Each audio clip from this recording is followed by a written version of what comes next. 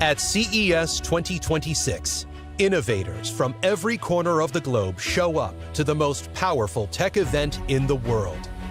We'll rally together, imagining what's next, and we'll make it real, solving the greatest challenges facing our world, and proving that technology isn't just moving us forward, it's creating new possibilities. Here, AI isn't an idea, it's intelligence in motion. The innovators, the storytellers, and the game changers come together to redefine the landscape of content, creativity, and culture. Pioneers will push healthcare beyond what we ever thought possible.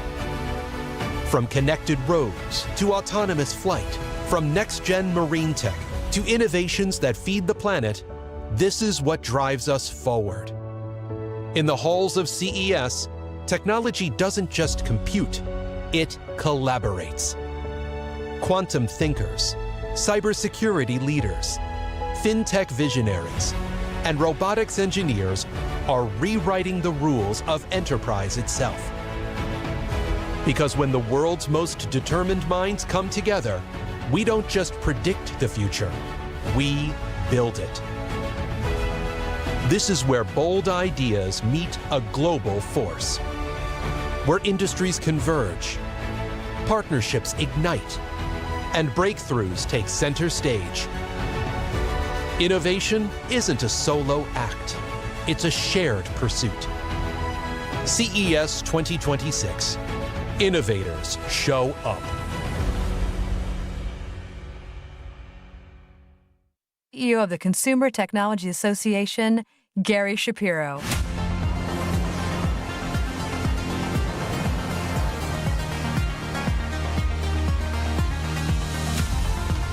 Thank you very much. Good evening, everyone. Welcome to Las Vegas CES 2026 with our first keynote of the year. Every year, CES gives us a front row seat to the ideas and breakthroughs that shape the next decade. But it's actually the people behind those breakthroughs, the leaders challenging what's possible, who truly define the moment. Tonight, we get a head start to CES 2026 with one such leader. You know, CES has always been a platform for bold vision and ambition. It's where ideas become industries and where the next era of human progress first takes shape. And this year, as AI accelerates change across every sector, it's more important than ever that we hear directly from the architects building the systems and breakthroughs that will define our very future. And that's why it is a tremendous honor to introduce to you a leader, quite frankly, one of the bastions of CES, whose vision and impact can be felt across the entire technology landscape, Dr. Lisa Su. Lisa is no stranger to this stage. She has keynoted CES before, and each time she's done so, she's helped set the tone for the industry and the year ahead. Since becoming CEO in 2014, Lisa has led the company through one of the most remarkable transformations in modern technology. Under her leadership, AMD reinvented itself through relentless innovation in high performance and AI computing, delivering products that now power AI training and inference, scientific research, enterprise workloads, cloud infrastructure, and the devices and experiences which millions of people rely on every single day. Today, AMD is a central force in the global AI transformation.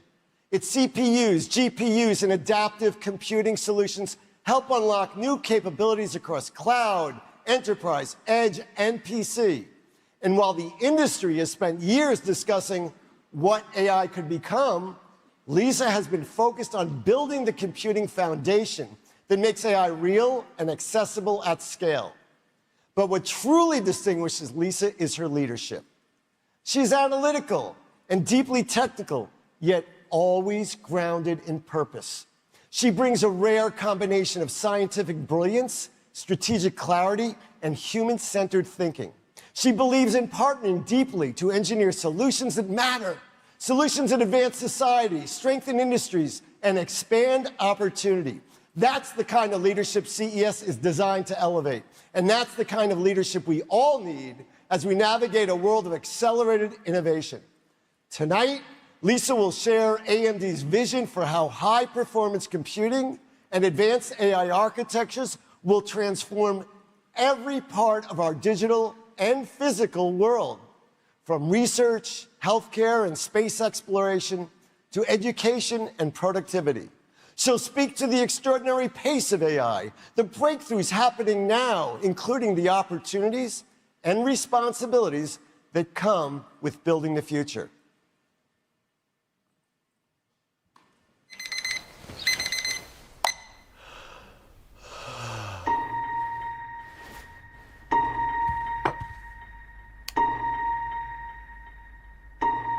Hello, and welcome to this unique moment in human history. A moment where what's possible might soon forget what's impossible. Where any game you play now has the power to play by your rules.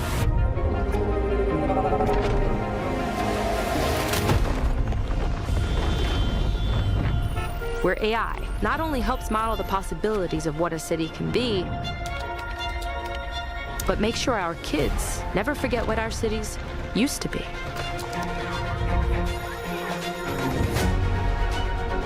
A moment where no hope meets the treatment plans of AI mapped genomes. Where no driver officially has better reflexes than any driver who's ever lived. And where no signal can no longer stop you from sharing. Show me, show me, show me. This.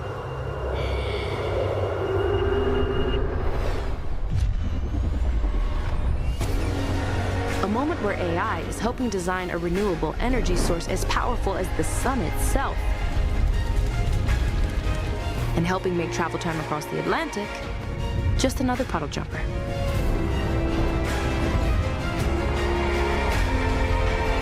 But as fast as everything's changing, there's one thing that won't. We're working tirelessly to create a world where the most advanced AI capabilities end up in the right hands. Yours.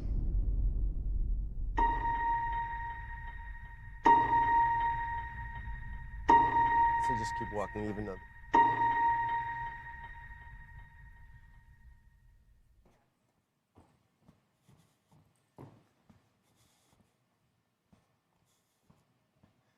So, ladies and gentlemen, it is my privilege to welcome to the stage a globally respected technologist, an industry-defining CEO, and a leader whose work continues to shape the very trajectory of modern computing.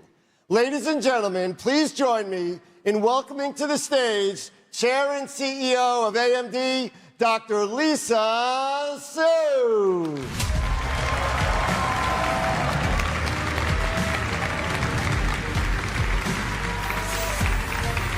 Thank you, Gary.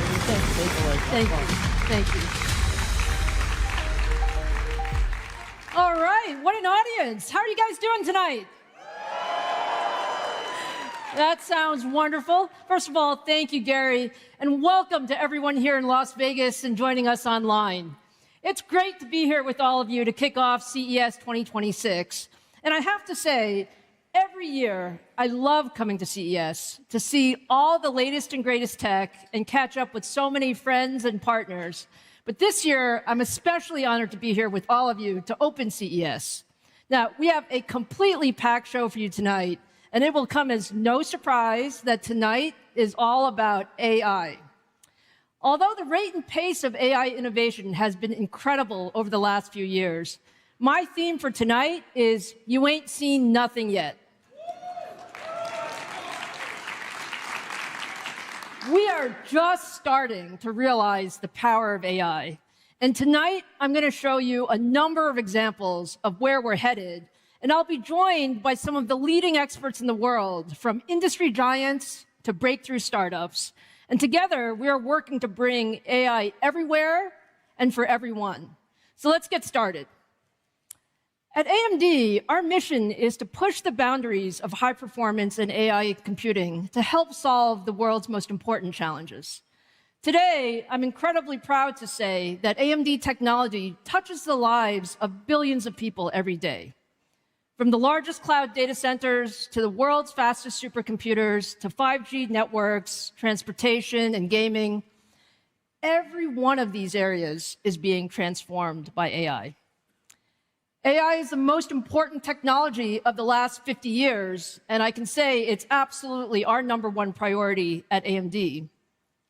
It's already touching every major industry, whether you're going to talk about healthcare or science or manufacturing or commerce, and we're just scratching the surface.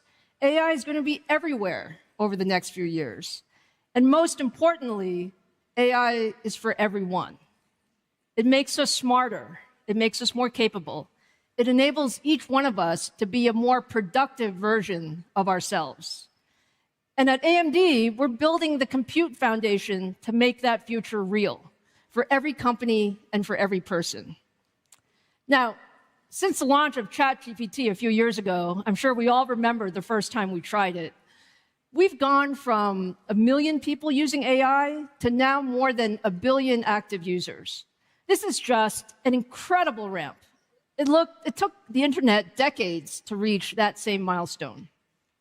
Now, what we are projecting is even more amazing.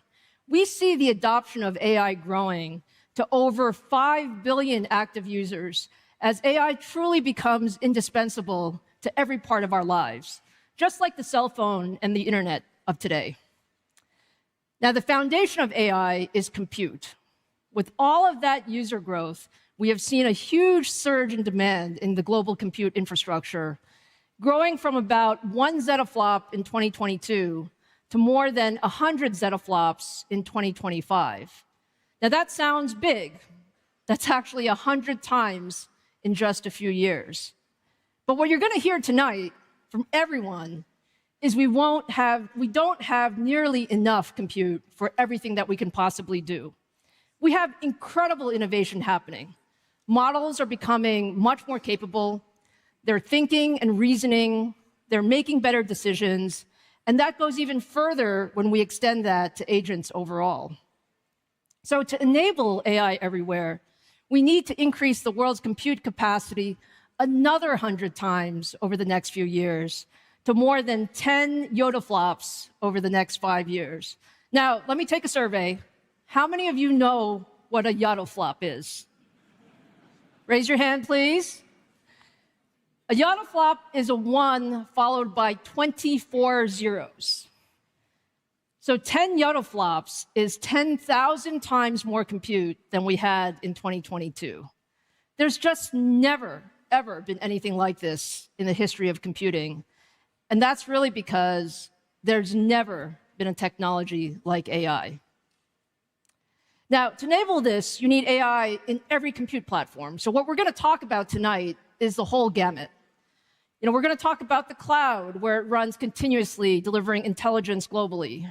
We're going to talk about PCs, where it helps us work smarter and personalize every experience that we have. And we're going to talk about the edge, where it powers machines that can make real-time decisions in the real world. AMD is the only company that has the full range of compute engines to make this vision a reality. You really need to have the right compute for each workload.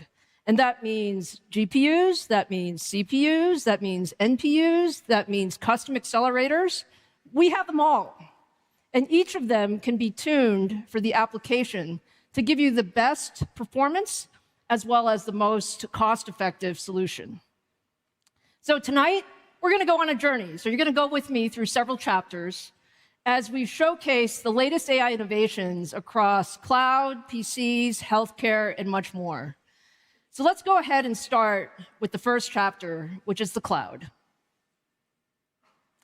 The cloud is really where the largest models are trained and where intelligence is delivered to billions of users in real time.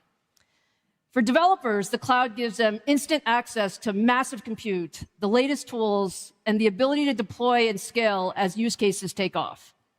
The cloud is also where most of us experience AI today. So whether you're using ChatGPT or Gemini or Grok, or you're coding with copilots, all of these powerful models are running in the cloud. Now, today, AMD is powering AI at every level of the cloud. Every major cloud provider runs on AMD EPYC CPUs. And 8 of the top 10 AI companies use Instinct accelerators to power their most advanced models. And the demand for more compute is just continuing to go up. Let me just show you a few graphs. Over the past decade, the compute needed to train the leading AI models has increased more than 4 times every year, and that trend is just continuing. That's how we're getting today's models that are dramatically smarter and more useful.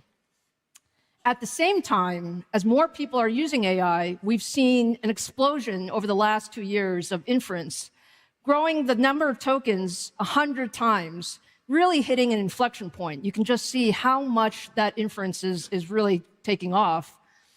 And to keep up with this compute demand, you really need the entire ecosystem to come together. So what we like to say is the real challenge is how do we put AI infrastructure at YATA scale? And that requires more than just raw performance. It starts with leadership compute, CPUs, GPUs, networking coming together. It takes an open modular rack design that can evolve over product generations. It requires high-speed networking to connect thousands of accelerators into a single unified system. And it has to be really easy to deploy. So we want full turnkey solutions. That's exactly why we built Helios, our next generation rack scale platform for the YATA scale AI era. Helios requires innovation at every single level: hardware, software, and systems. It starts with our engineering teams, who designed our next generation Instinct MI455 accelerators to deliver the largest generational performance increase we've ever achieved. MI455 GPUs are built using leading-edge 2-nanometer and 3-nanometer process technologies and advanced 3D chiplet packaging with ultra-fast, high-bandwidth HBM4 memory. This is integrated into a compute tray with our EPYC CPUs and Pensando networking chips to create a tightly integrated platform. Each tray is then connected with high-speed ultra-accelerator link protocol tunneled over Ethernet, which enables the 72 GPUs in the rack to function as a single compute unit. And then from there, we connect thousands of Helios racks to build powerful AI clusters using industry-standard Ultra Ethernet NICs and Pensando programmable DPUs that can accelerate AI performance even more by offloading some of the tasks from the GPUs. Now, we are at CES. It is a little bit about show and tell. So I am proud to show you Helios right here in Vegas, the world's best AI rack.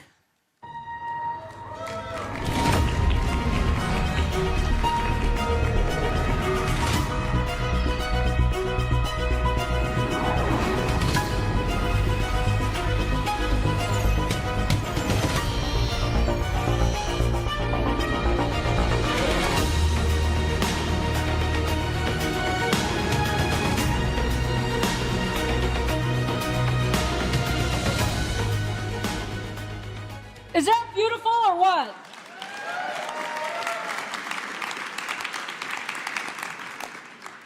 Now, for those of you who have not seen a rack before, let me tell you, Helios is a monster of a rack. This is no regular rack, okay? This is a double-wide design based on the OCP Open Rack Wide standard developed in collaboration with Meta. And it weighs nearly 7,000 pounds. So, Gary, it took us a bit to get it up here, just so you know. But we wanted to show you what is really powering all of this AI. It is actually more than 2 compact cars. Now, the way we've designed Helios was really working closely with our lead customers, and we chose this design so that we could optimize serviceability, manufacturability, and reliability for next-generation AI data centers. Now, let me show you a few other things. At the center of Helios is the compute tray. So let's take a closer look at what one of those trays looked like.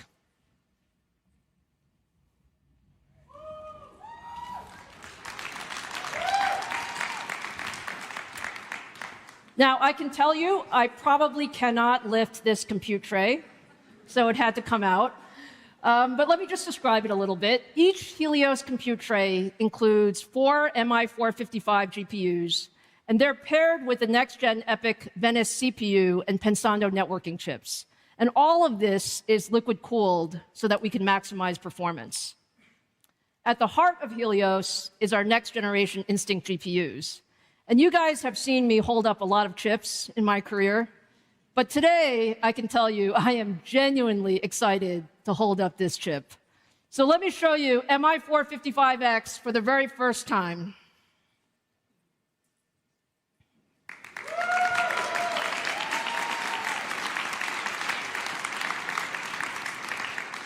MI455 is the most advanced chip we've ever built. It's pretty darn big.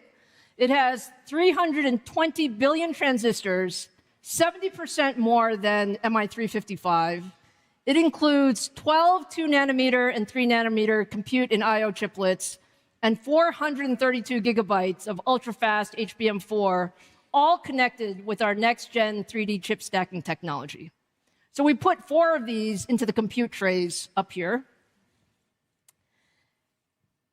And then driving those GPUs is our next-generation EPYC CPU, codenamed Venice. Venice extends our leadership across every dimension that matters in the data center. More performance, better efficiency, and lower total cost of ownership. Now, let me show you Venice for the first time.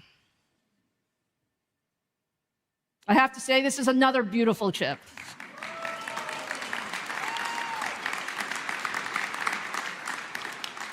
I do love our chips, so I can say that for sure. Venice is built with 2-nanometer process technology and features up to 256 of our newest high-performance Zen 6 cores. And the key here is we actually designed Venice to be the best AI CPU. We doubled the memory and GPU bandwidth from our prior generation, so Venice can feed MI455 with data at full speed, even at rack scale. So this is really about co-engineering. And we tie it all together with our 800 gig Ethernet Pensando Vulcano and Selena networking chips, delivering ultra-high bandwidth as well as ultra-low latency, so tens of thousands of Helios racks can scale across the data center. Now, just to give you a little bit of the scale of what this means, that means that each Helios rack has more than 18,000 CDNA 5 GPU compute units and more than 4,600 Zen 6 CPU cores, delivering up to 2.9 exaflops of performance. Each rack also includes 31 terabytes of HBM4 memory, an industry-leading 260 terabytes per second of scale-up bandwidth, and 43 terabytes per second of aggregate scale-out bandwidth to move data in and out incredibly fast. Suffice it to say, those numbers are big. When we launch Helios later this year, and I'm happy to say Helios is exactly on track to launch later this year, we expect it will set the new benchmark for AI performance. And to put this performance in context, just over 6 months ago, we launched MI355, and we delivered up to 3x more inference throughput versus the prior generation. And now with MI455, we're bending that curve further, delivering up to 10 times more performance across a wide range of models and workloads. That is game-changing. MI455 allows developers to build larger models, more capable agents, and more powerful applications.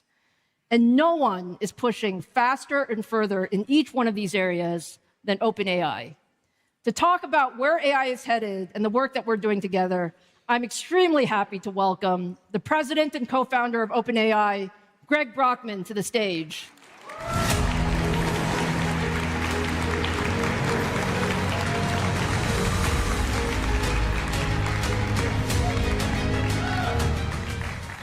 Greg, it is so great to have you here. Thank you for being here. OpenAI truly started all of this with the release of ChatGPT a few years ago, and the progress you've made is just incredible. We're absolutely thrilled about our deep partnership. Can you just give us a picture of where are things today? What are you seeing? And how are we working together? Well, first of all, it's great to be here. Thank you for having me. ChatGPT is very much the overnight success that was 7 years in the making, right? That we started OpenAI back in 2015 with a vision that deep learning could lead to artificial general intelligence, to very powerful systems that could benefit everyone. And we wanted to help to actually realize that technology and bring it to the world and democratize it. And we spent a long time just making progress, where year over year, the benchmarks would look better and better. But the first time we had something that was so useful that many people around the world wanted to use it was ChatGPT. And we were just blown away by the creativity and the ways in which people found how to really leverage the models we had produced in their daily lives.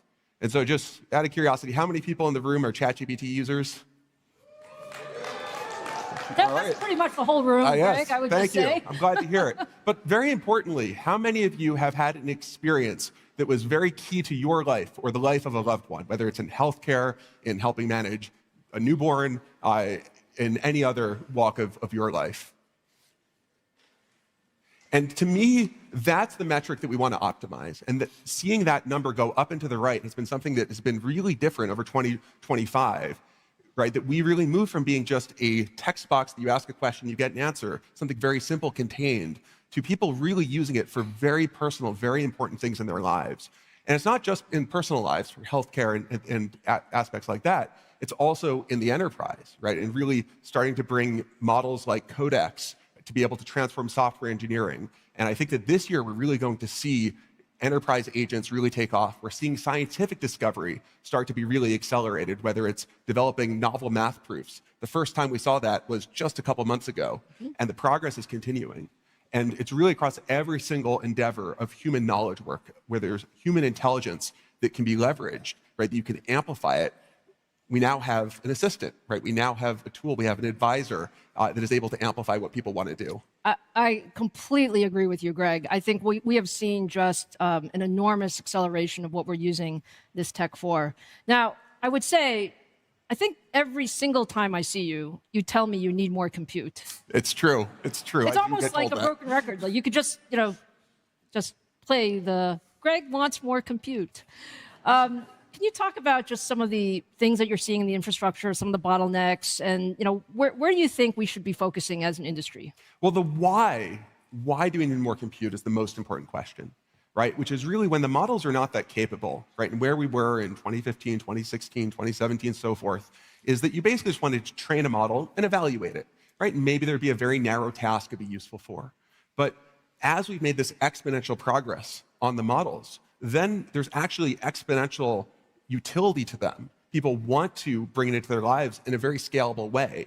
And I think that what we're seeing is as we move from you ask a question, you get an answer, to agentic workflows, where you ask the model to write some software for you, and it goes off for minutes or hours or soon even days. And you're not just operating one agent, you're operating a fleet of agents, right? You can have 10 different work streams all going at once on your behalf for a single developer. Right? And that it should be the case that you wake up in the morning, and this is the kind of thing we are going to build, by the way, and ChatGPT has taken items off your to-do list at home and at work. And that all of that's going to require that, that big graph that you had of how much compute the world's going to need. That's going to require far more compute than we have right now. Like, I would love to have a GPU running in the background for every single person in the world, because I think it can deliver value for them. But that's billions of GPUs. No one has a plan to build that kind of scale. And so what we're really seeing is benefits in people's lives, right? We're seeing, for example, some of my favorite applications, and some of the ones I think are the most important, are in healthcare, right? That we actually see people's lives being saved through ChatGPT. Just over the holidays, one of my coworkers, that her husband had leg pain. They went to the hospital, they went to the ER, and they got it x-rayed, and the doctors are like, it's a pulled muscle, just wait it out, you'll be fine. They went home, it got a little bit worse, typed the symptoms into ChatGPT. ChatGPT said, go back to the ER, this could be a blood clot. And in fact, it was deep vein thrombosis in the leg, in addition to 2 blood clots on the lungs. And if they just waited it out, that would have been likely fatal. It's not a unique story. Fiji, our CEO of applications, who I work very closely with every day, ChatGPT literally saved her life too, right? She was in the hospital for a kidney stone and had an infection. They're about to inject a antibiotic. And she said, wait just a moment. She asked ChatGPT whether that one was safe for her. ChatGPT, which has all of her medical history, said, no, because you had this other infection 2 years ago, that could re-trigger it, and that could actually be life-threatening as well. And so she showed it to the doctor. The doctor's like, wait, what? You had this condition? I didn't know. I only had 5 minutes to review your medical history. Yes. I completely agree, Greg. I mean, that's one of the things that we can always, all of us can use a helper. Yes. And that's really what we have here. Look, I mean, I think you've painted a vivid picture of why we need more compute, of what we can do with AI. I think we feel exactly the same way. Now, we've also done an incredible amount of work with your engineering teams. MI455 and Helios is actually, a lot of it is through some of the feedback from our engineering teams working closely together. You know, can you talk a little bit about that infrastructure and what are your customers wanting and how are you going to use MI455? Well, one of the key things with how AI is evolving is thinking about the balance of different resources on the GPU. And so we have a slide to show how we've seen the evolution of this, the balance of resources across different MI generations. So you see this slide that I very painstakingly put together. Actually, I did not painstakingly put it together. I asked ChatGPT to go create the slide. And so it literally did all the research, and you can see some sources at the bottom. And it actually went and read a bunch of different AMD materials, created these charts, put together the title, put together all these headers, and produced not just an answer for me to then go do a bunch of work. It produced an artifact that I can show. And this is just one simple example that you can do today with ChatGPT, right? That we are moving to a world where you are going to be able to have an agent that does all this work for you. And for that, we're going to need to have hardware that is really tuned to our applications. What we have in mind is that we're moving to a world where human attention, human intent becomes the most precious resource. And so that there should be very low latency interaction anytime a human's involved, but there should be an ocean of agentic compute that's constantly running, that's very high throughput. And these two different regimes of low latency and high throughput yield a bunch of different pressures on hardware manufacturers such as yourself. So it's a pleasure to be working together. We like building GPUs for you. That works well. Look, lastly, Greg, let's talk a little bit about the future. You know, paint a picture. You know, one of the things that we've talked about is there's some people out there who are wondering, you know, is the demand really there? Can AI compute, like, do we really need all of this AI compute? And I know you and I have talked about it. I think people don't have a view of the future that you see. I mean, you have like a special seat. So paint the world for what this looks like in a few years. Well, looking backwards, we have been tripling our compute every single year for the past couple of years, and we've also tripled our revenue. And the thing that we find within OpenAI is every time we want to release a new feature, we want to produce a new model, we want to bring this technology to the world, we have a big fight internally over compute because there are so many things we want to launch and produce for all of you that we simply cannot because we are compute constrained. And I think we're moving to a world where GDP growth will itself be driven by the amount of compute that is available in a particular country, in a particular region. And I think that we're starting to see the first inklings of this. And I think over the next couple of years, we'll see it start to hit in a real way. And I think that AI is something where I think data centers can actually be very beneficial to local communities. I think that's a really important thing for us to really prove to people. But also the AI technology you produce, that is also something where, in terms of scientific advances, you think about what has been the most fundamental driver of increase of quality of life, right? It really is about science.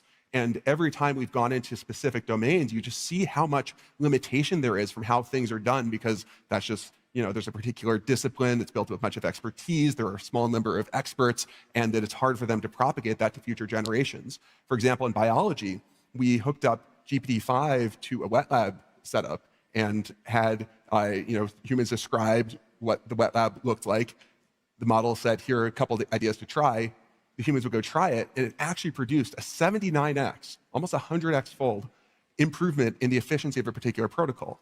And that's just one particular reaction that people have spent some time actually optimizing, but not like a ton of time, because it's just there's so much surface area available in biology that no human can possibly get to all of it. No human can be an expert across every single subfield. And I think what we're going to see is AIs that really bridge across disciplines that humanity has been unable to bridge, right? You see this within healthcare, where as humans learn more, we specialize more, but we're going to have AIs that are going to amplify. And so I think it'll be for hard problems that AI will be brought to bear. This will be true for enterprise. Every single application, I think, will have an agent that is accelerating what people want to do. And I think the hardest problem for humanity will be deciding, how do we use the limited resources we have to get the most benefit for everyone? That is an incredible vision, Greg. We are so excited to be working with you. I think there's no question in the world that we have the power to really change people's lives. Thank you for the partnership, and really look forward to it. Thank you.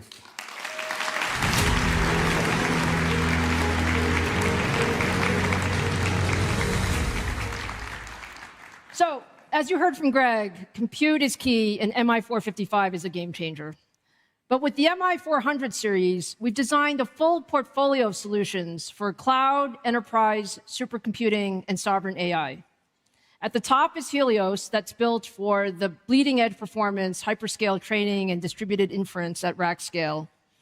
For enterprise AI deployments, we have Instinct MI440X GPUs that deliver leadership training and inference performance in a compact 8-GPU server designed for easy use in today's existing data center infrastructure. And for sovereign AI and supercomputing, where extreme accuracy matters the most, we have the MI430X platform that delivers leadership hybrid computing capabilities for both high-precision scientific and AI data types. This is something unique that we at AMD do. Because of our chiplet technology, we can actually have the right compute for the right application. Now, hardware is only part of the story. We believe an open ecosystem is essential to the future of AI. Time and time again, we've seen that innovation actually gets faster when the industry comes together and aligns around an open infrastructure and shared technology standards. And AMD is the only company delivering openness across the full stack. That's hardware, software, and the broader solutions ecosystem. Our software strategy starts with ROCm. ROCm is the industry's highest performance open software stack for AI. We have day zero support for the most widely used frameworks, tools, and model hubs. And it's also natively supported by the top open source projects like PyTorch, VLLM, SGLang, Hugging Face, and others that are downloaded more than 100 million times a month and run out of the box on Instinct, making it easier than ever for developers to build, deploy, and scale on AMD. One of the exciting AI companies using AMD and ROCm to power their models is Luma AI. Please join me in welcoming the Luma AI CEO and co-founder, Amit Jain, to the stage.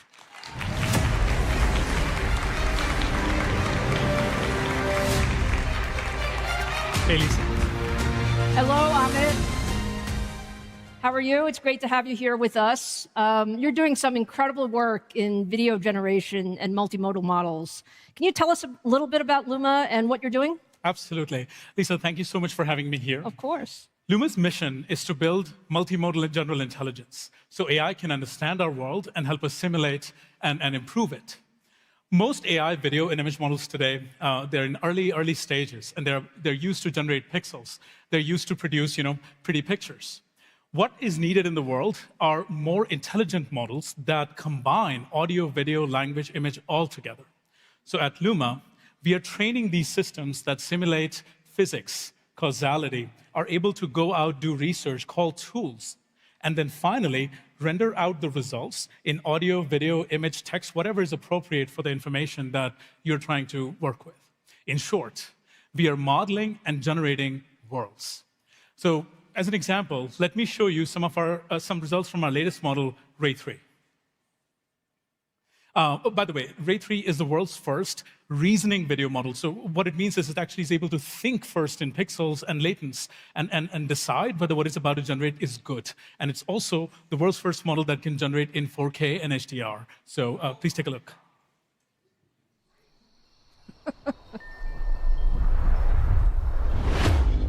When you close your eyes, what do you see? When we talk about reality, how do you know what is real? Or what is simply your imagination?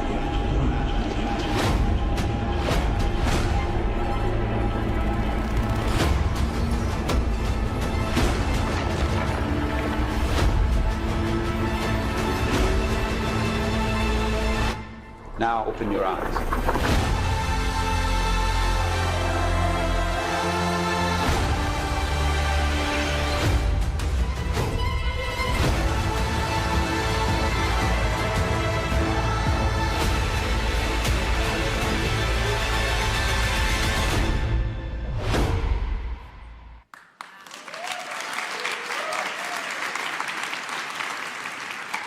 I could say, Amit, that looked pretty incredible.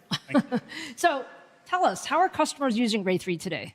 So we are working with very large enterprises as well as individual creators across the spectrum. And we work with them in advertising, media, entertainment, and industries where, like, you want to tell your story.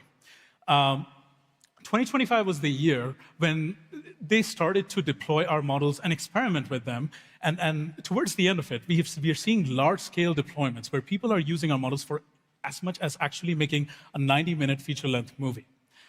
What customers are also asking us a lot for, as they're using it more and more, is control and precision. How can they get their particular vision out onto the screen?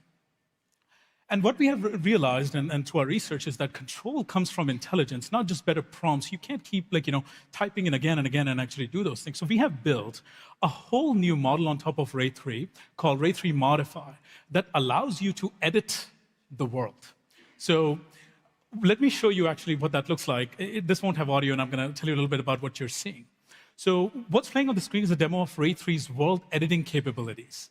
It can take any real or AI footage, so footage from cameras or footage that you generated, and change it as little or as much as you want to realize the creative goals.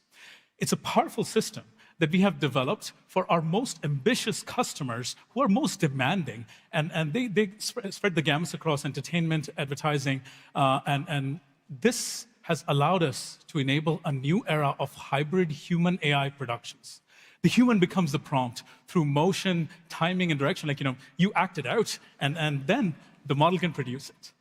What that means in practice is that filmmakers and creators can create entire cinematic universes now without elaborate sets, and then edit and modify anything to get to the result they want.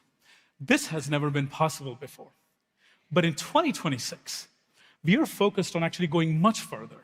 2026 will be the year of agents, where AI will be able to help you to accomplish more of the task, or hopefully the full end-to-end of the task, rather than doing some patchwork. So our teams have been working diligently building the world's most powerful multimodal agent models. Using Luma will suddenly feel like you have a large team of capable creatives who are working with you in your creative pursuit. I want to show you a brief demo of what that would feel like. So what you're seeing here is a new multimodal agent that can take a whole script of ideas with characters and everything and start imagining that in front of you. Now, this is not script to movie. This is human-AI interaction. And our next generation of models provide the ability to analyze multiple frames, long-form video, and make selection and maintaining the fidelity of the characters, scenes, and story, and only editing when it's needed. Here you're seeing human and AI collaborate in designing characters, environments, shots, and the whole world. And with our agents, we believe that creatives will be able to make entire stories, what used to take a large production before. Again, this has never been possible before, and we have been using it heavily internally, and we couldn't be more excited. Individual creatives or small teams will suddenly have the power of doing what entire Hollywood studios do. That's pretty amazing. It's really nice to see how these Luma agents come together and make this happen. Now, I know you have a lot of choices in compute, and when we first started talking, actually, you called me and said you needed compute, and I said I thought I could help. Can you tell us a bit about why you chose AMD, and what has your experience been? Yeah, we bet on AMD very early on. That call was in 2024, early 2024. And since then, our partnership has grown into a large-scale collaboration between our teams, so much so that today, 60% of Luma's rapidly growing inference workloads actually run on AMD cards.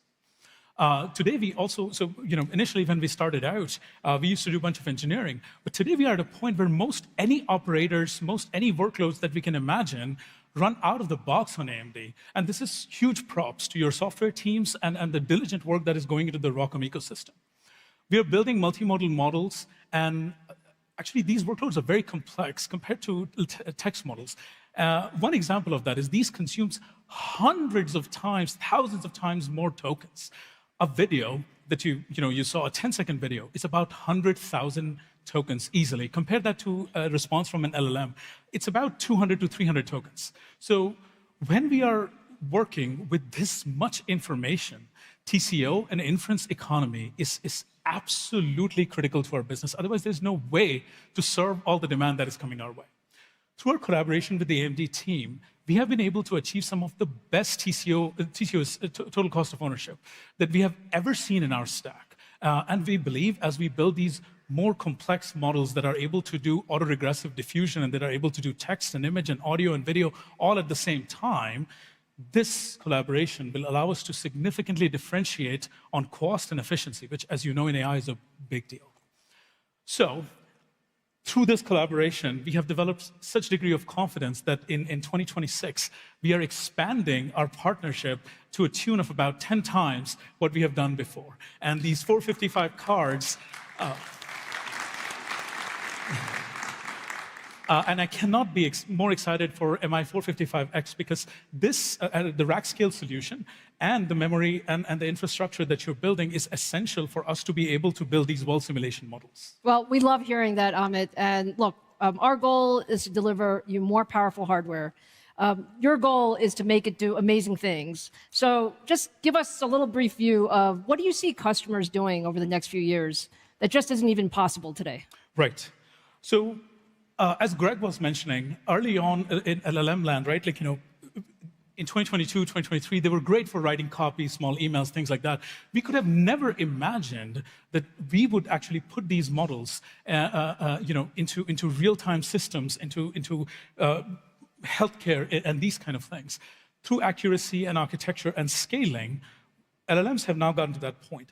Video models are currently in that early stage. Today, they're great for generating video and pretty pictures.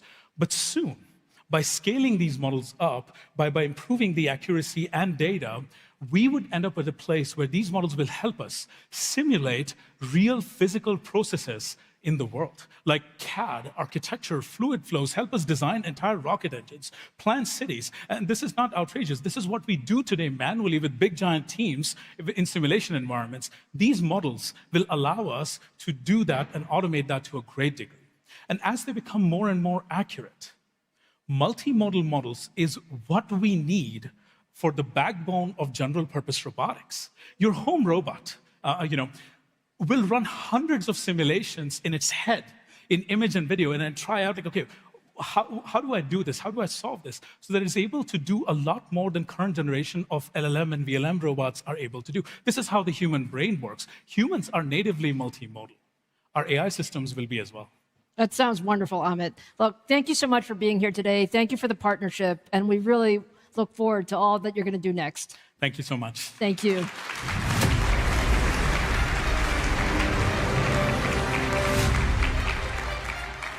So you've heard from Greg and Amit. What they said is they need more compute to build and run their next-gen models. And it is the same across every single customer that we have, which is why the demand for compute is growing faster than ever. Now, meeting that demand means continuing to push the envelope on performance far beyond where we are today. MI400 series was a major inflection point in terms of delivering leadership training across all workloads, inference, scientific computing. But we are not stopping there. Development of our next-gen MI500 series is already well underway. With MI500, we take another major leap in performance. It's built on our next-gen CDNA 6 architecture manufactured on 2-nanometer process technology, and uses higher speed HBM4E memory. And with the launch of MI500 in 2027, we're on track to deliver 1,000x increase in AI performance over the last 4 years, making more powerful AI accessible to all. So with that, let's, thank you.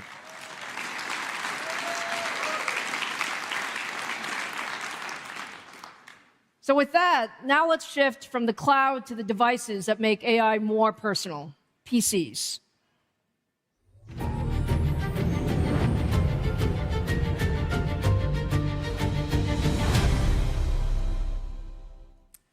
So for decades, the PC has been about a powerful device helping us be more productive, whether at work or at school.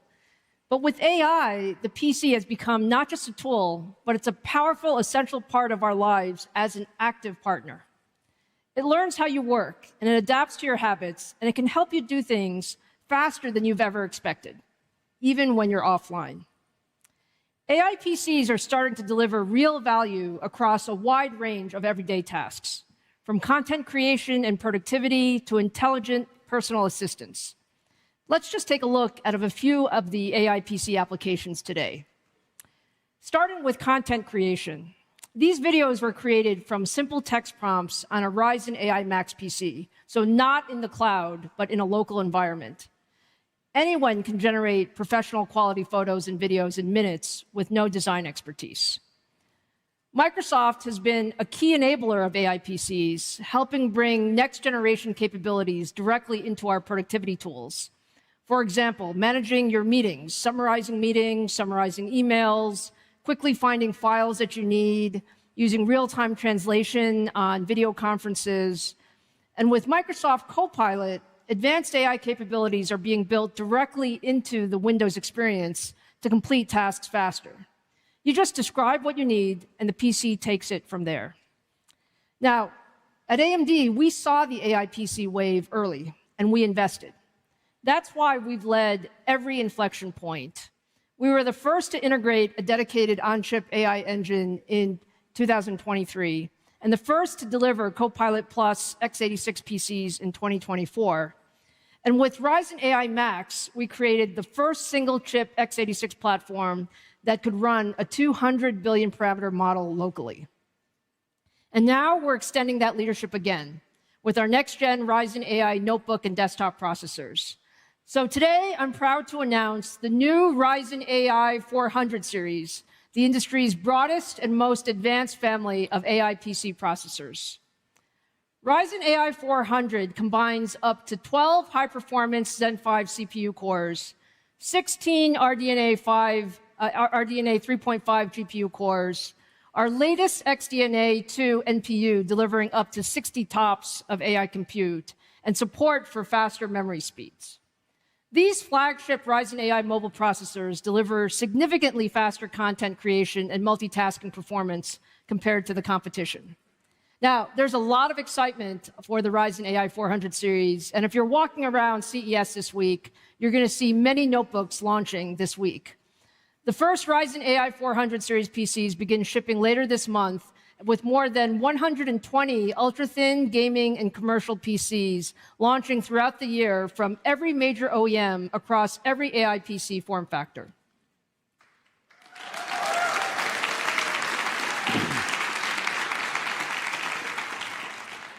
Now, powering the next generation of AI PC experiences takes more than just hardware. It takes smarter software with models that are lighter, faster, and can run directly on device. These are different than what you're seeing in the cloud. So to talk more about this next wave of model innovation, please welcome Ramin Hassani, co-founder and CEO of Liquid AI.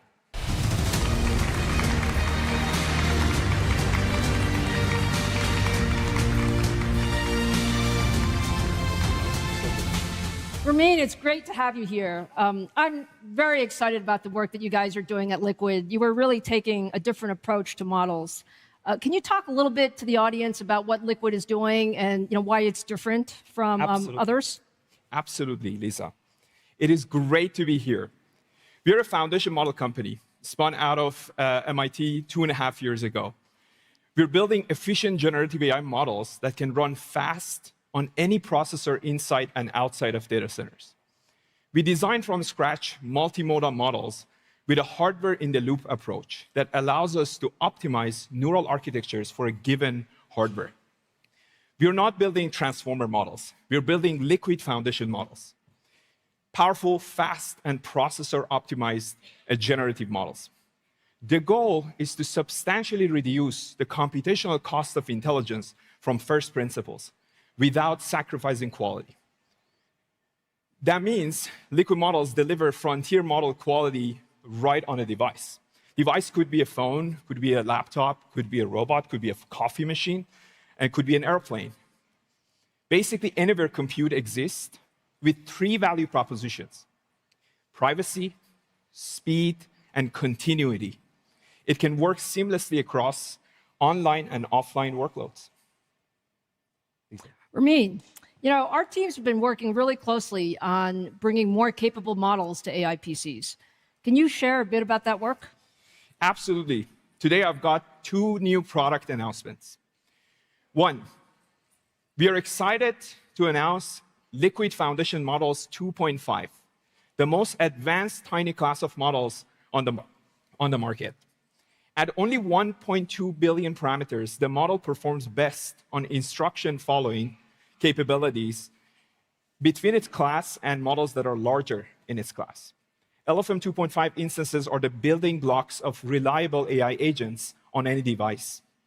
To put this in perspective for you, this model delivers instruction following capabilities better than the DeepSeek models and Gemini Pro kind of models, Gemini 2.5 Pro, right on the device.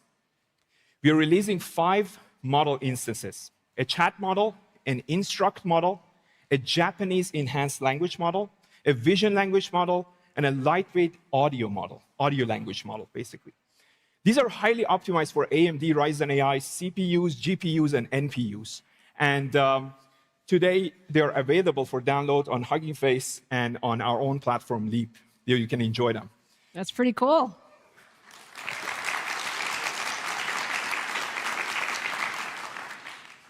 So we can stack these LFM 2.5 instances together to build agentic workflows. But then it would be really amazing if we can bring in all these modalities into one place. So that brings me to my second announcement, LFM 3. LFM 3, it is designed natively multimodal to process text, vision, and audio as input and deliver audio and text as an output in 10 different languages with sub-100 millisecond latency for audio-visual data. You will get LFM 3 later in the year. All right, that's fantastic. So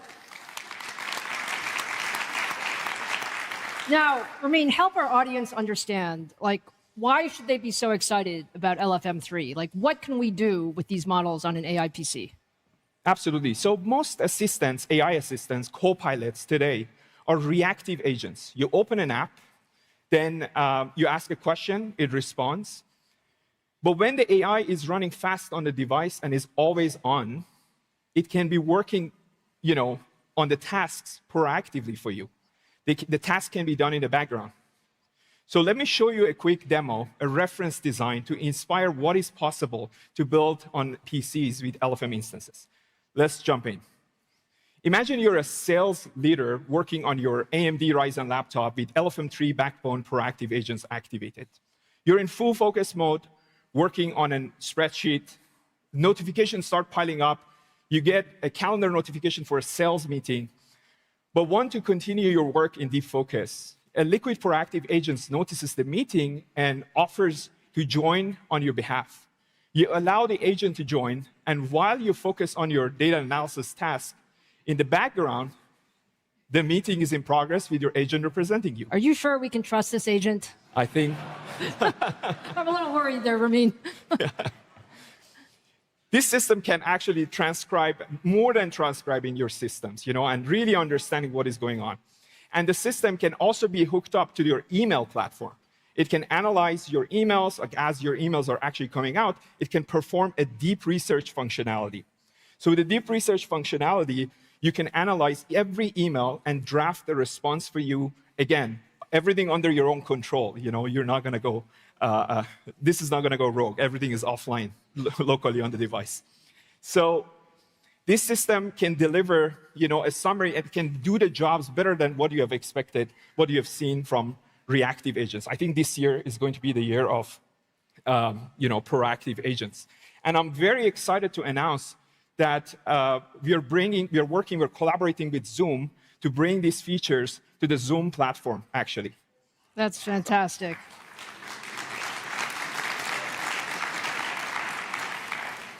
Ramin, we're really excited about what you're doing. I think you've just given people just a glimpse of what we can do when we bring, true AI capability to our PCs. So thank you. We're excited, and we look forward to all we're going to do together. Thank you so much. Thank you for having me. Thank you.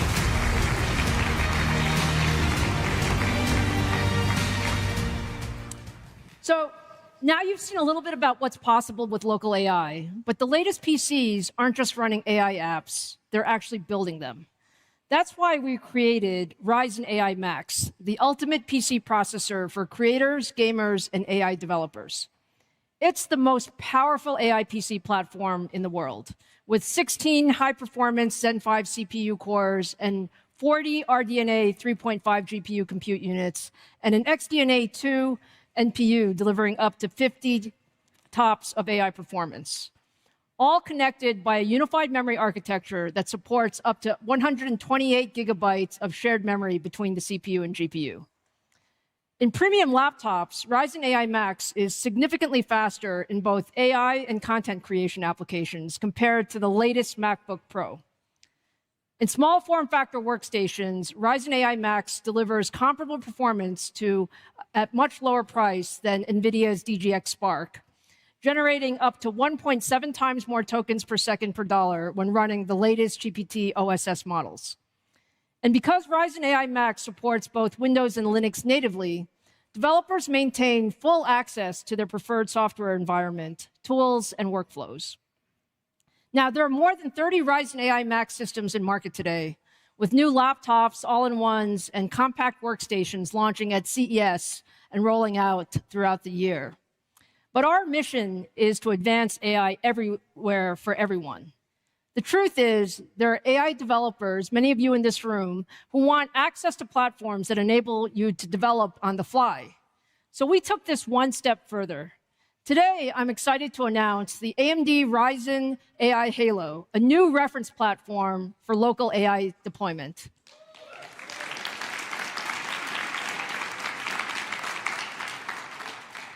Now, I would say this is pretty beautiful. Do you guys agree? So let me tell you what it is. This is the smallest AI development system in the world, capable of running models with up to 200 billion parameters locally, not connected to anything. It's powered by our highest-end Ryzen AI Max processor with 128 gigabytes of high-speed unified memory that is shared by CPU, GPU, and NPU. This architecture accelerates system performance and makes it possible to efficiently run large AI models on a compact desktop PC that fits in your hand. Thank you.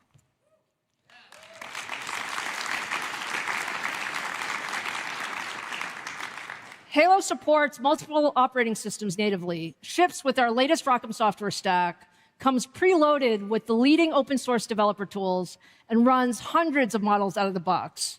And this really gives developers everything you need to build, test, and deploy local agents and AI applications directly on the PC. Now, for all of you who are wondering, Halo is launching in the second quarter of this year, and we can't wait for folks to get their hands on them.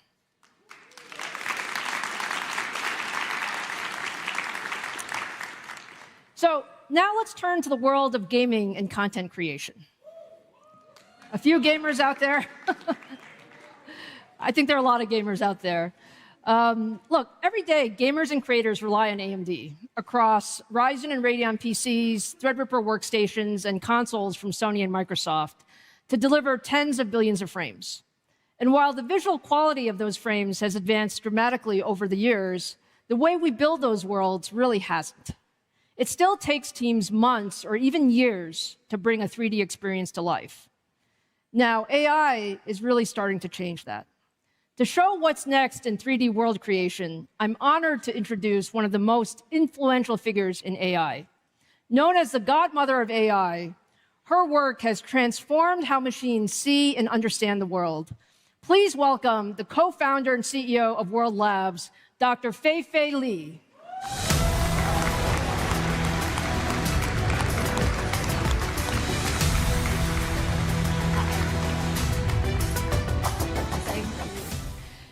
Fei, we are so excited to have you here. You know, you've been one of the leaders shaping AI for decades. Can you just give us a little bit of your perspective? Where are we today, and why did you start World Labs? Yeah, first of all, thank you, Lisa, for inviting me to be here. Congratulations to all the announcements. I can't wait to use some of them. So it's true that there has truly been great breakthroughs in AI progress in the past few years. And as you said, I've been around the block for a while, for more than 2 decades, and I really cannot be more excited than now by where things are going.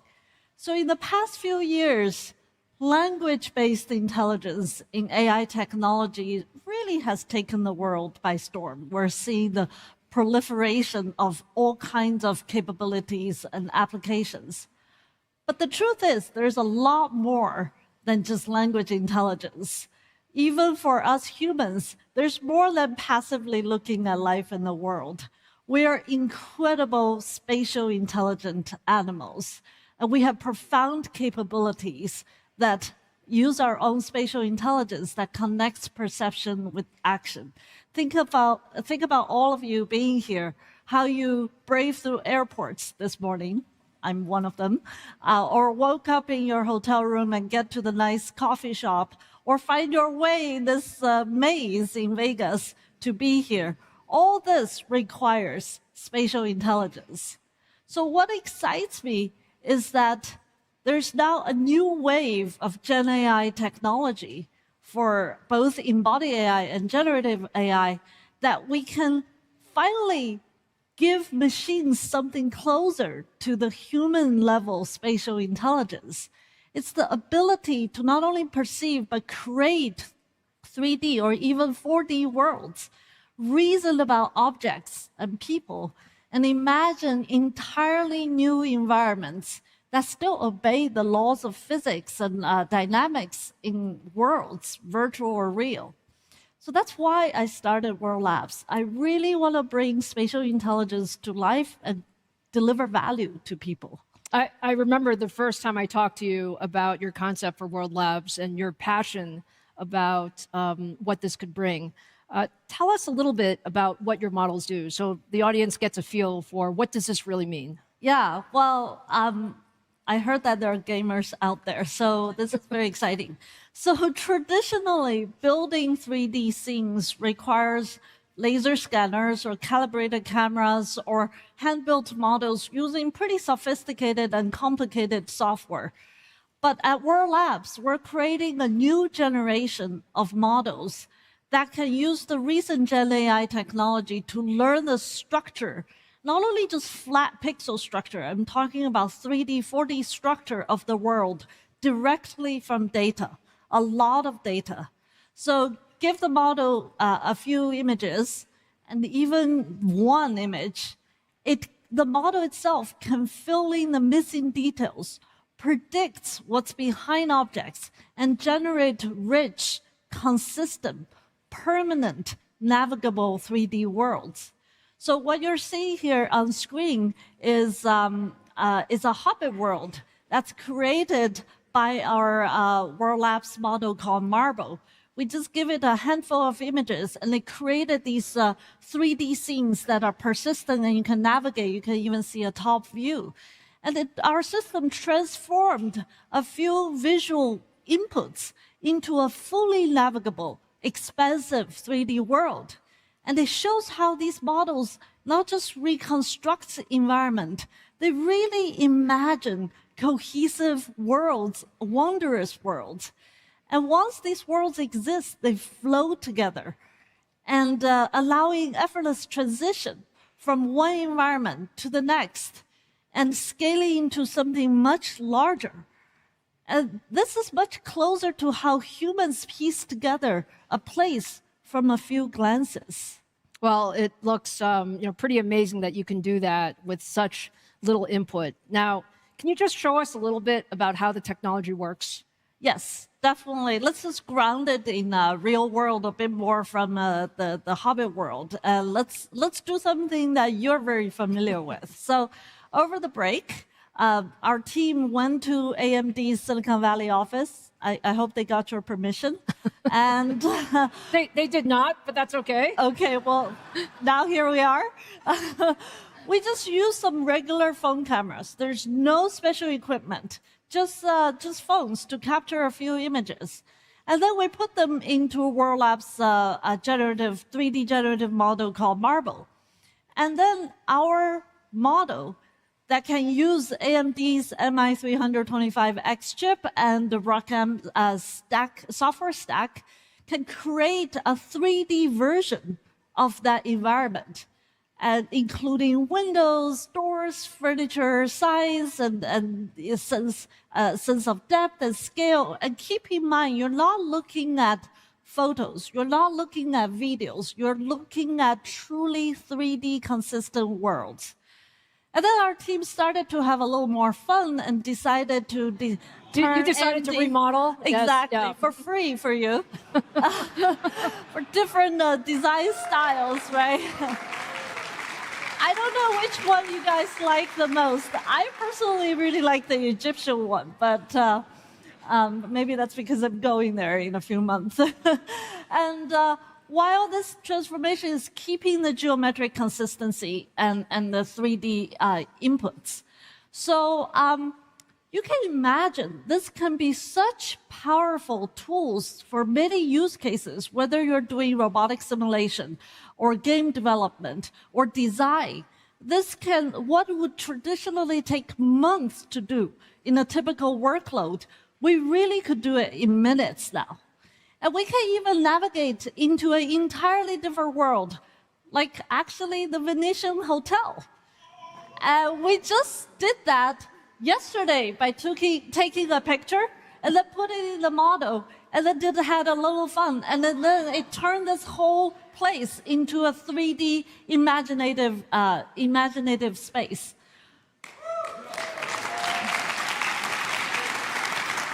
And now I'm sure you guys can take pictures and send it to Marble and experience this yourself. But what you don't see here behind the scene is how much computation is happening and why inference speed really matters. The faster we can run these models, the more responsive the world becomes. Instant camera moves, instant edits, and a scene that stays coherent as you actually navigate and explore. And that's what's really important. You know, Feifei, I think you're going to have a few people going out to your website to try Marble this We'll evening. keep the server up. But look, that looked really amazing. Can you just share a little bit about your experience working with AMD and our work on Instinct and ROCm? Yeah, of course. And even though we are old friends, our partnership is relatively new. And I got to be honest, I'm very impressed by how quickly this came together. Part of our model is a real-time generative frame model. It was running on MI325X in under just a week. And then with AMD Instinct and ROCm, our teams were able to iterate really rapidly over a course of a few weeks to improve performance by more than 4-fold. And that was really impressive. That matters because spatial intelligence is fundamentally different from what came before. Teaching AI to understand and navigate 3D structure, have motion, understand physics requires enormous memory, massive parallelism, and very fast inference. And I was seeing your announcement. I can't wait to see platforms like MI450 continue to scale, and they will give us the ability to train larger world models, and just as importantly, to run them fast enough that these environments can feel alive, react instantly as the user or agents move, explore, interact, and create. No, that's wonderful. Thank you for those comments. Your team has been fantastic working together. Thank you. So, Fei-Fei, with all the compute performance that we're going to give you and all of the innovation in your models, give the audience a view of what to expect over the next few years. Yeah, I know. And as you know me, I don't like to hype. I think the world... This is like called under-hype, Fei-Fei. So...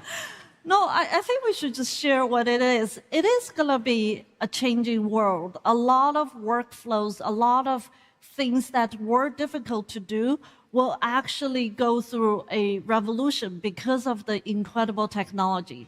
So, for example, creators can now experience and create real-world scenes, scenes in real time, shaping what's in their mind's eye, experimenting with the space, the light, the movement, as if they are sketching inside a living world. And then intelligent agents, whether it's robots or vehicles or even tools, can learn inside very rich, physics-aware digital worlds before they even need to be deployed into the real one, making them much safer, make the development much faster, more capable, and more helpful to people. And designers, for example, or architects, can walk through ideas before anything is built, exploring form, flow, materials, and navigate spaces rather than just staring at static plans. So what excites me most is that this represents a shift in how AI shows up in our lives. We're moving from systems that understand words and images passively to systems that not only understand, but can help us to interact with the world. So Lisa, what we are sharing today, which is turning a handful of images or photos into coherent, explorable world in real time, is not a glimpse of the distant future anymore. It is really the beginning of the next chapter. So you and I talk about this even offline. We know as powerful as AI technology is, it's also our responsibility to deploy and develop it in ways that reflect true human values, that augment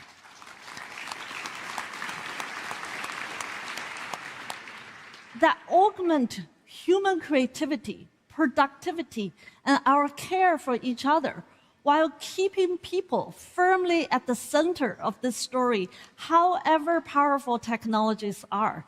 And I'm very excited to partner with AMD and with you on this journey. Fei-Fei, I think I speak for everyone. You are really an inspiration to the AI world. Congratulations on all the great progress, and thank you for joining us tonight. Thank you, Lisa.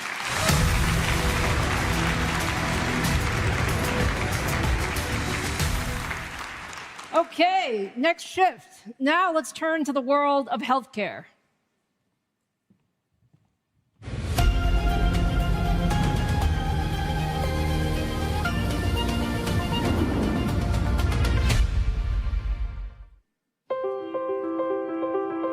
Of all the ways AI is advancing the world, healthcare impacts us all.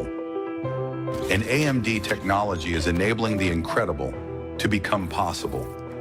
Cancer detection is happening earlier, with supercomputers analyzing data at massive scale. Patients are receiving therapy sooner with compute modeling complex biological systems. Promising treatments are moving forward faster through molecular simulation. Medicine is becoming more personalized through genome research. And patient outcomes are improving through robot-assisted surgeries.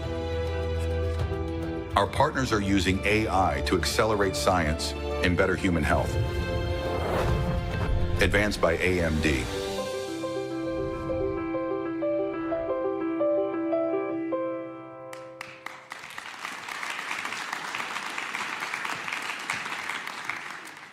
So look, as you saw in that video, AMD technology is already at work across healthcare. This is one of the most meaningful applications. You've already heard about some of the stories tonight of how high-performance computing and AI is one of the areas that I am most personally passionate about, is how you can bring healthcare there. There's nothing more important in our lives than our health and the health of our loved ones. And using technology to improve healthcare outcomes means we measure progress in terms of lives saved. I'm very happy to be joined tonight by 3 experts who are leading the way in applying AI to real-world healthcare challenges. Please join me in welcoming Sean McClain, CEO of Absci, Jacob Thaysen, CEO of Illumina, and Ulla Engquist, Head of Molecular AI at AstraZeneca.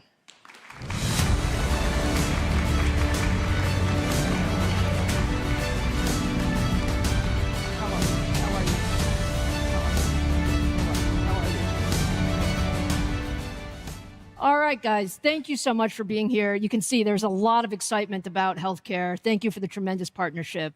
You know, Sean, at Absci, you're using generative models and synthetic biology to design new drugs from scratch. Can you walk through a little bit of how that works? Yeah, thank you so much for having us here today. Biology is hard. It's complex. It's messy. Drug discovery and development is this archaic way of going about discovering drugs. Ultimately, it's this trial and error process where you ultimately are searching for a needle in the haystack. But with generative AI and what we're doing at Absci, you're actually able to start creating that needle and being able to actually engineer in the biology that you want, being able to go after the diseases that have large unmet medical need, and being able to have the manufacturability, the developability that you want in the drug. We're actually able to start having precision engineering now because of AI with biology.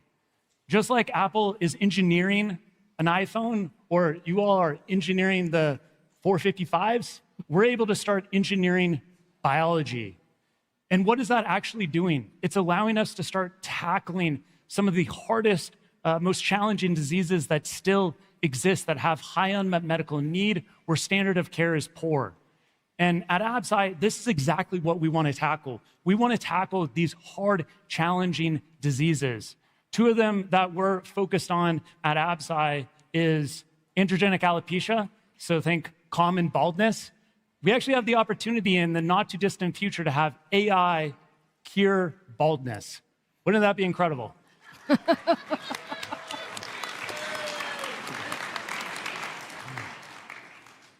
And not only that, be able to focus in areas that have been neglected.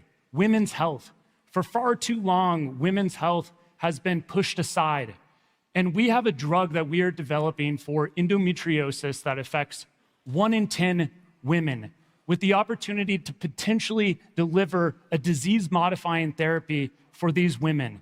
This is what AI in drug discovery is all about.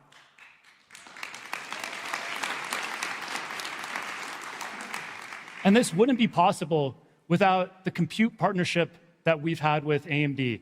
Lisa, you and Mark Papermaster invested in Absci roughly a year ago. And within that year, we've been able to scale the inference and be able to, in a single day, screen over 1 million drugs in 1 single day. That's incredible. And additionally, we're getting onto the 355s. And the memory there is going to allow us to contextualize the biology in a way that we haven't been able to before, and ultimately create better models for drug discovery. The future is really bright in AI and drug discovery. That's fantastic, Sean. Well, look, thank you for the partnership. We're really excited about all the work we're doing together. Now, Jacob, Illumina is really a leader in reading and understanding the human genome to improve health. How is AI helping in your work? And talk a little bit about what the impact is for the future of precision medicine. Yeah, absolutely, Lisa. And I'm super excited to be here. And we definitely share a deep passion for impacting health. So looking forward to everything we can do, the 2 companies together, both what we have done and what we're going to do. And of course, Sean, I'm rooting for that drug against baldness, for sure. So let me talk a little bit about Illumina. We are the world leader in DNA sequencing. And DNA, as you know, is the blueprint of life. which makes all of us unique. And therefore, it's essential to be able to measure that for prevent, diagnose, and treat diseases. In a simplified way, you can think about the human genome as 3 billion letters. So that actually is like a book with 200,000 pages in. And that is in each of our cells. Now, if there's just one mistake, a spelling mistake in that book, that can actually mean the difference between a long and healthy life and a short and terrible life. So accurate DNA sequencing is extremely important, but it's super data and compute intensive. In fact, we are generating in our sequences more data than is generated on YouTube every day. And therefore, the relationship with AMD is super important. We are using your FPGA and EPIC processes in our sequences every day, and that's the only way we can compute all that and translate that into insights. Over the past decade, our technology has already now been used, as we talked about, in drug discovery, but also impacting healthcare. Today, it's used for profiling terrible diseases like cancer and inherited diseases, and it's really very important to make sure, and we are impacting a lot of people's health out there and have saved a lot of millions of people's lives. But we're just getting started. But biology is super complex. So now, and our brain can't really comprehend all that. But the combination of using generative AI, genome, proteomics together is poised to completely change our understanding of biology over the next period of time. It will impact drug discovery, but it will also impact on how we prevent and treat early diseases. So really, it will change our way we think about longevity and healthier life. And we can only do that with the collaboration between us and all of us on the States and the whole ecosystem. So I'm really excited about that. That's fantastic, Jacob. And Ola, at AstraZeneca, you're scaling AI across one of the largest drug discovery pipelines there is. Talk about how AI is changing the way you develop new medicines. Okay, thanks, Lisa, and also thanks for the invitation. And so at AstraZeneca, we really apply AI end-to-end, from early drug discovery to manufacturing to healthcare delivery. And for us, AI is not only about productivity, it's a lot about innovation. How can we work in a different way? How can we do new things with AI?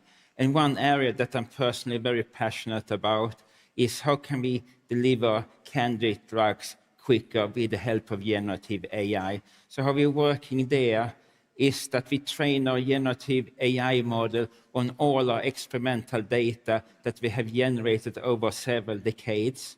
And then we use those models to virtually assess in the computer which hypotheses, which ideas of candidate drugs might work or not. And then we can assess millions of different potential candidate drugs. And then we take the best, only the one that we think is really good, into the experimental lab and really validate the hypothesis there. So we use our generative AI model to generate candidate drugs, to modify them, to optimize, to really reduce the number of experiments we need to do in the laboratory. And we are applying a new way of working through the whole AstraZeneca small molecule pipeline. And we see that we can deliver candidate drugs 50% faster with the new way of working and also improve clinical success later. And we can't do that alone. We need to do that in a collaboration. So we collaborate with academia, with AI startup, and with companies like AMD. And one very important area for us is hyperscaling, because we have a lot of great data, and we really want to create the most optimal, best models we can. And there we work in a collaboration with AMD to basically scale our drug discovery engine SemlaFlow so it can handle these large new data sets. So basically, we optimize the whole workflow with the help of AMD. That's fantastic, Ola. Look, all of your stories are really amazing, and we're thrilled to be working with you to bring these things to life. Now, let's wrap up and think about, what's the one thing each of you are most excited about when it comes to how AI will improve healthcare? And maybe, Jacob, we'll start with you. Yeah, I'm just excited about the time we are in. This is the first time that you have technology that can create massive amount of data, the first time you have the compute power and the generative AI models that will truly change our understanding on, as I mentioned before, biology, that will be translated into huge impact on healthcare. Ola? So I think with AI, we can really transform the understanding of biology. So we can go to not only to treat diseases, but we should have the ambition as a community that in the future we can prevent chronic diseases. That's fantastic. Sean, bring us home.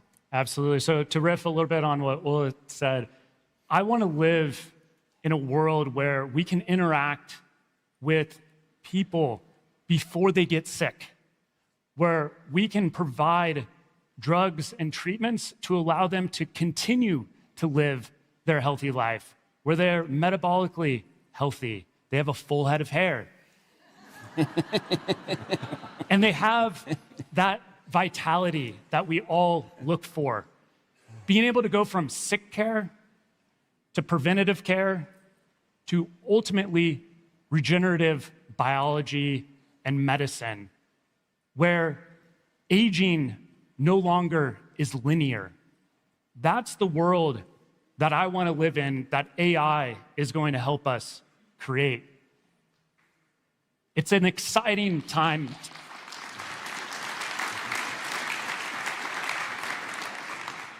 I think we can all say, Sean, we are super inspired. I mean, look, this is what I heard. We should expect AI should help us predict sickness, prevent sickness, and personalize treatments such that we can get really extend lives. And you guys are really at the forefront of it. So it is our honor to be your partner. Thank you each for joining us today. And we look forward to really moving this frontier forward over the next few years together. Amazing. Thank you. Thank you. Thank you. Thank you.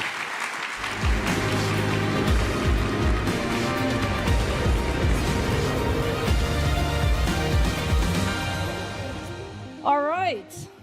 Now we're entering the world of physical AI. This is where AI enters the real world, powered by high-performance CPUs and leadership adaptive computing that enables machines to understand their surroundings and take action to achieve complex goals. At AMD, we've spent more than 2 decades building the foundation of physical AI. Today, AMD processors power factory robots with micron-level precision, guide systems that inspect infrastructure as it's being built, and enables less invasive surgical procedures that speed recovery times. And we're doing it together with a broad ecosystem of partners. Physical AI is one of the toughest challenges in technology.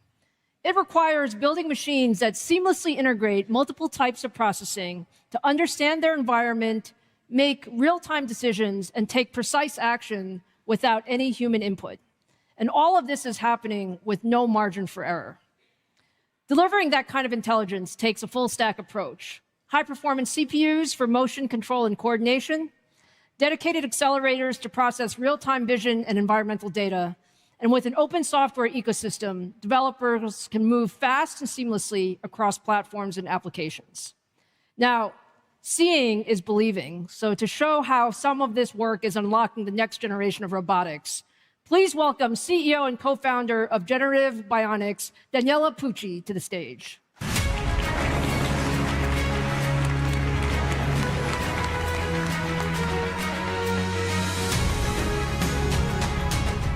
Hello, Danny. It's great to have you.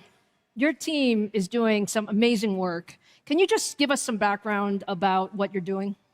Lisa, Generative Bionics is the industrial spin-out of more than 20 years of research in physical AI and biomechanics at the Italian Institute of Technology. But when we look back, actually, everything started from a simple but profound question. If an artificial agent needs to understand the human world, doesn't it need a human-like body to experience it? To answer this, we built some of the most advanced humanoid platforms in the world. iCab for cognitive research, then ErgoCab for safe industrial collaboration, and then we built IronCab, the only jet-powered flying humanoid robot in the world. Throughout the process of building these robots, however, Lisa, there has been one belief that has never changed. The real working technology is that one that amplifies human potential, and that is built around people, not the other way around. Now, this belief has become the mission of generative bionics, but to make it real, we need compute that is fast, deterministic, and local. In humanoids, for instance, touch, balance, and safety loops cannot wait for the cloud. That's why our collaboration with AMD is so fundamental. AMD, in fact, gives us a unified continuum from embedded and edge platforms such as Reason AI Embedded and Versal AI Edge, running physical AI on the robot, to AMD CPUs and GPUs, powering simulation, training, and large-scale development. So, Lisa, one compute architecture from one partner end-to-end. I like that. I like that a lot. Now, look, let's talk a little bit about your philosophy and approach to, how are you building these things and what are your use cases? We think, Lisa, that now humanoid robots have to be elevated to another level. Yeah. So our approach to physical AI is to build a platform around the humanoid robot. And then the platform is designed to achieve human-level intelligence, safe physical human-robot interaction, and engineered into real products. Now, let's start from the robot. Here, we are really inspired by biomechanics. In fact, if you look at human movements, they rely on fast reflexes. We walk by falling forward, and our nervous system basically exploits our biomechanics. So we are exploiting the same principles into our humanoid robots. Then humans basically learn also through touch, which is a primary source of intelligence. So we believe that humanoid robots really need the sense of touch. And finally, let's talk about the platform. So we are developing an open platform around the humanoid robot to enable the next generation of humanoid robots. So just to give an example, the same tactile sensors that we used for the humanoid robot are basically used also into a sensorized shoe that is being used in healthcare to help patients recover better and faster. But more importantly, the shoe acts as another robot sensor so that the robot has the feeling of whether or not and how to help the patient. So, Lisa, we are not building a robot. We are not only building a robot. We are not only building a product. We are building basically a platform to close the loop between humans and humanoid robots and enabling what we call human-centric physical AI. That's super cool, Denny. Now, we are at CES, and people like to see things. So what exciting news do you have for us? So, Lisa, we focused on a new product identity. And our first human robot design, basically that defines our DNA in terms of products, Gene 1. And I'm really happy to say that Gene 1 today has been ready to be released right now.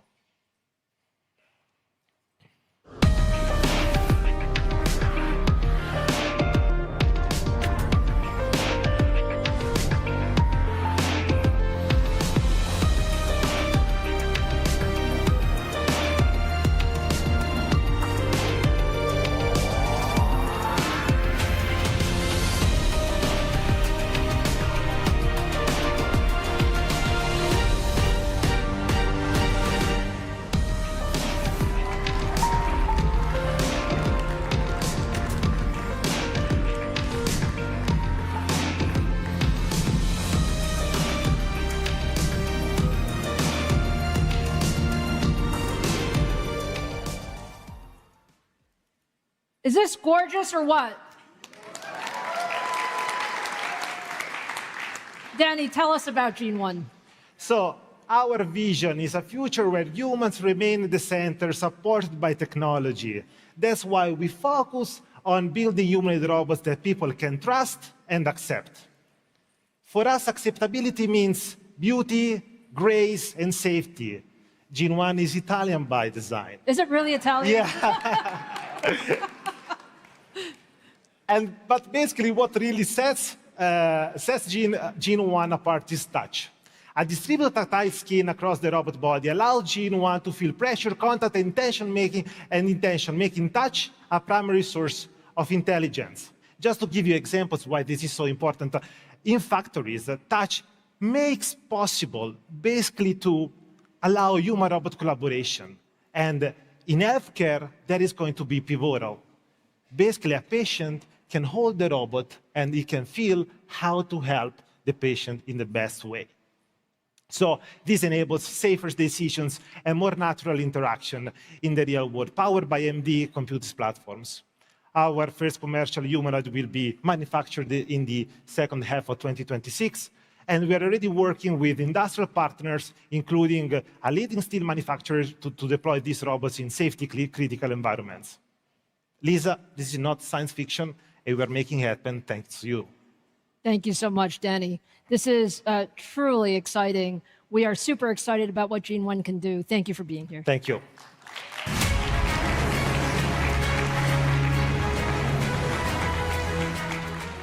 Okay, now let's turn to one more demanding environment for robotics and automation, and that is space.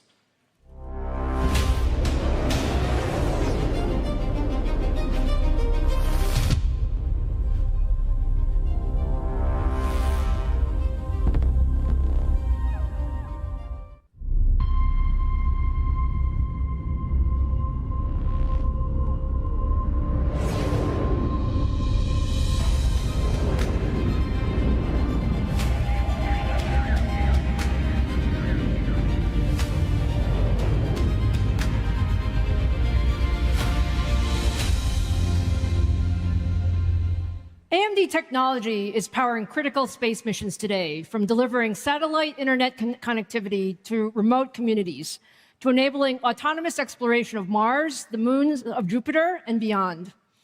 On Mars, AMD adaptive computing enables the Perseverance rover to operate autonomously. That same technology is also powering robotic systems at NASA, JPL, and both the European and Indian space agencies, delivering reliable compute in some of the harshest and most unforgiving environments. One of the leaders in space exploration and a company using AMD technology to help build the next generation of spacecraft and lunar infrastructure is Blue Origin. Please welcome John Koulouris, Senior Vice President of Lunar Permanence at Blue Origin, to the stage.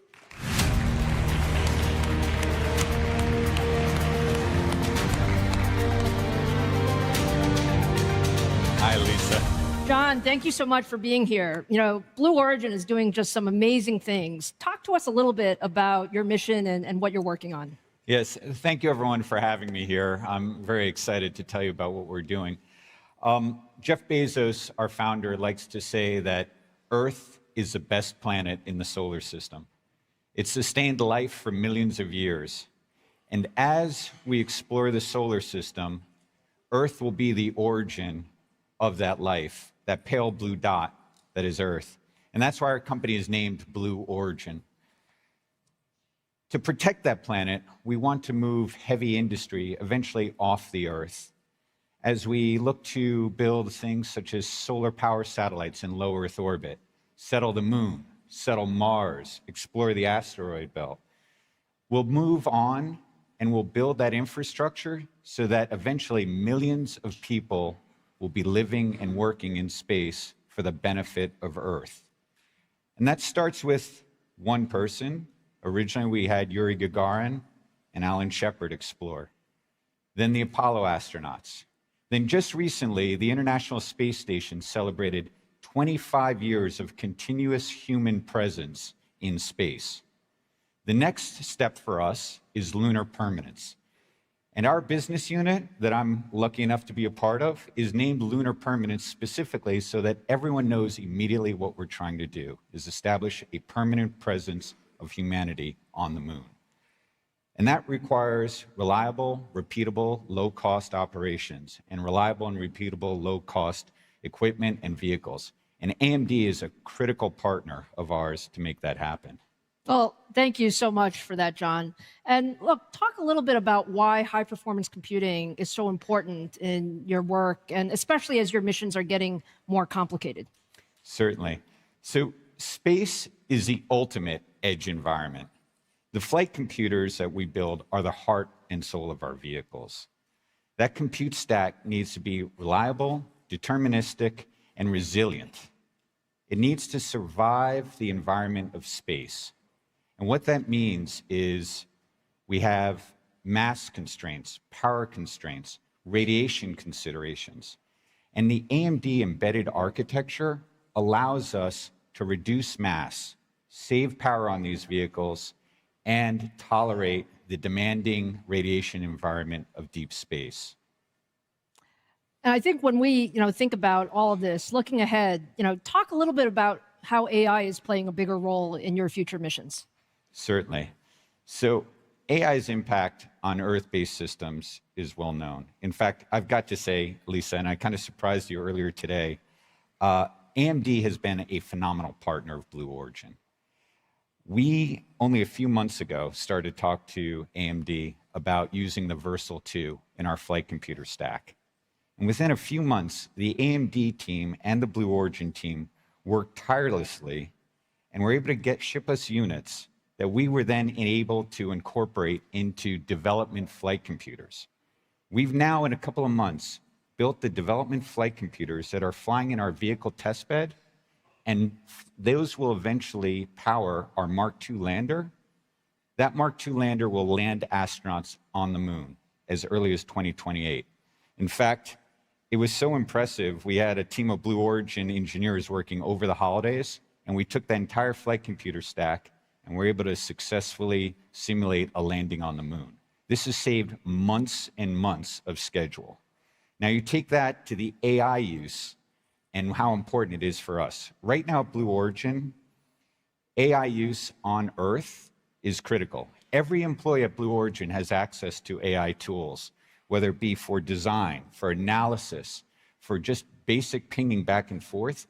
AI has sped our development process so quickly that we're now looking, how do we bring this to spaceflight? And so what that means for spaceflight for us, that's the next great step, where AI becomes a complement to the astronaut, a co-pilot, if we will, identifying landing sites, looking out for hazards, being able to do that level of compute in a real-time environment is critically important to us.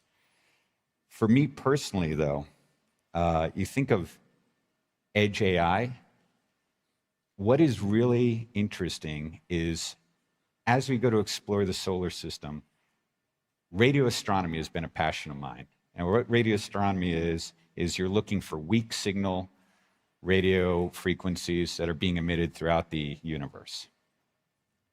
The problem we have is that Earth is a great emitter of radio frequency noise and interference, so it's hard to identify that.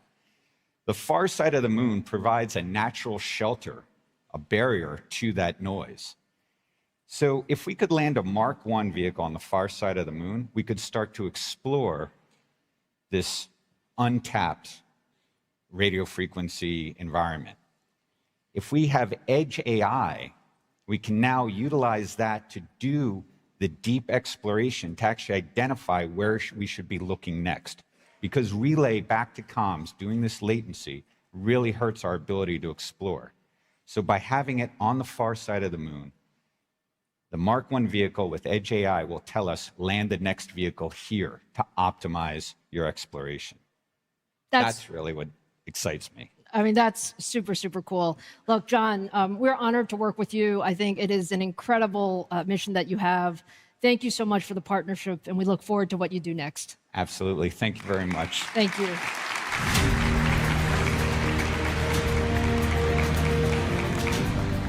Okay, guys, now let's turn to our last chapter of the night, science, and the supercomputers used for the most advanced scientific research. We're incredibly...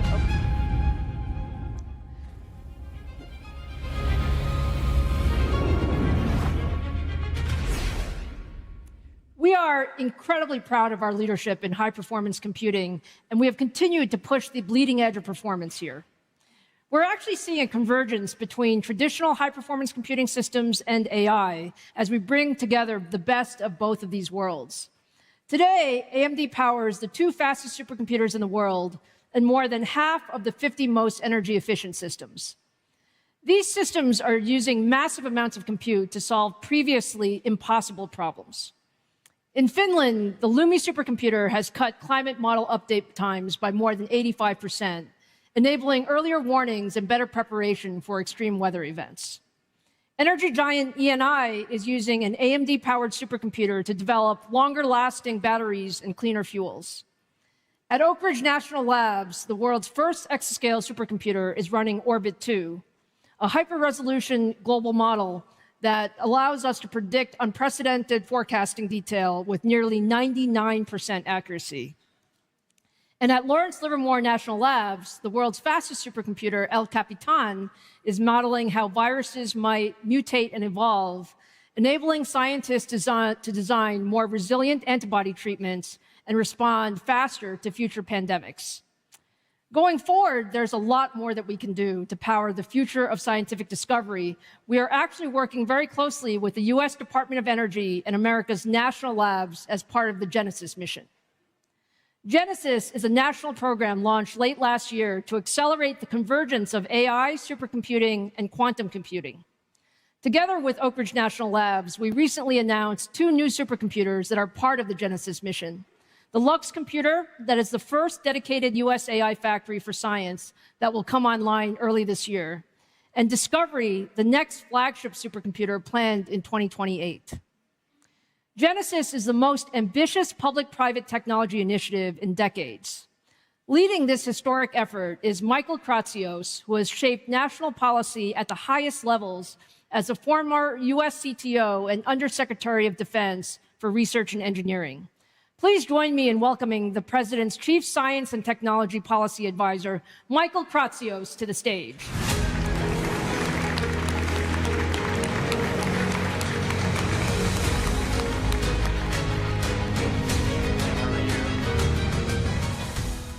Michael, thank you so much for being here. I know just how busy you are. You've described this Genesis mission as a real moonshot with the largest mobilization of federal scientific resources in decades. Can you talk a bit about why Genesis is so important? The Genesis mission is a great example of how President Trump has moved fast in less than a year in order for the US to lean in and win the AI race. Genesis is the largest marshaling of federal scientific resources in recent history, and at a scale and an urgency at the Apollo mission or even the Manhattan Project. We are bringing together the unmatched power of our national laboratories, supercomputers, and the nation's top scientific and innovative minds with the goal of doubling the productivity and impact of American science within a decade. This whole of government approach represents a historic mobilization of resources, tasking the Department of Energy to integrate its world-class supercomputers and data sets into a unified, closed-loop AI platform. Integrating this data, the Genesis mission leverages the power of AI to automate experiment design, to accelerate simulations, and generate predictive models that accelerate federal R&D productivity. Priority areas of focus include the greatest scientific challenges of our time that can dramatically improve our nation's economic and national security. These span biotechnology, critical minerals, nuclear energy, space exploration, quantum, semiconductors, microelectronics. And a few weeks ago, we announced the first wave of industry partnerships to the Genesis mission, and that included AMD, so thank you for that. As a next step, we're working towards bringing even more federal resources into the Genesis mission, and this is going to include a variety of agencies, including the National Science Foundation, National Institutes for Health, and the National Institute for Standards and Technology. Well, look, thank you, Michael. We are very proud to be part of Genesis, super excited. If you look back, so many of the technologies that we have today really started with long-term public and private partnerships. So where do you see Genesis actually making the biggest impact beyond science? Well, through Genesis, we will create the world's largest and highest quality scientific data sets to train the next generation of AI systems, pushing them beyond their current mastery of language and code into the realm of science. Now, as you can imagine, this will lead to tremendous spillover effects across healthcare, drug discovery, energy, and manufacturing. Fundamentally, we are seeing a massive shift in America's science and technology enterprise. We are now at a place where the US government, private sector, and universities together are investing over $1 trillion in R&D every year, with the private sector leading the way by carrying out 2/3 of that R&D alone. Now, the Genesis mission understands this and leverages the full strength of that entire ecosystem. That's wonderful, Michael. Now, we have talked a lot about how important it is for the US to lead in AI. Can you talk about what are the biggest things that we must do to get right such that we lead in AI? Absolutely. There are 3 strategic priorities the US needs to get right, as laid out in President Trump's AI action plan. The first is we need to remove barriers to innovation and accelerate research and development. We are already at work looking for regulatory roadblocks to innovation and seeing where we can update or remove them entirely. This effort will ensure the US is a home for the next great technologies to be created and to be commercialized. Next, we need to get AI infrastructure and energy production right. We've taken significant actions to streamline permitting to data center construction and support all forms of energy, including advanced nuclear reactors. Looking beyond our borders, it's all about AI diplomacy and exporting American technologies to the world. The US government is underway in establishing the American AI Export Program to bring American innovators and innovations to our partners and allies around the world.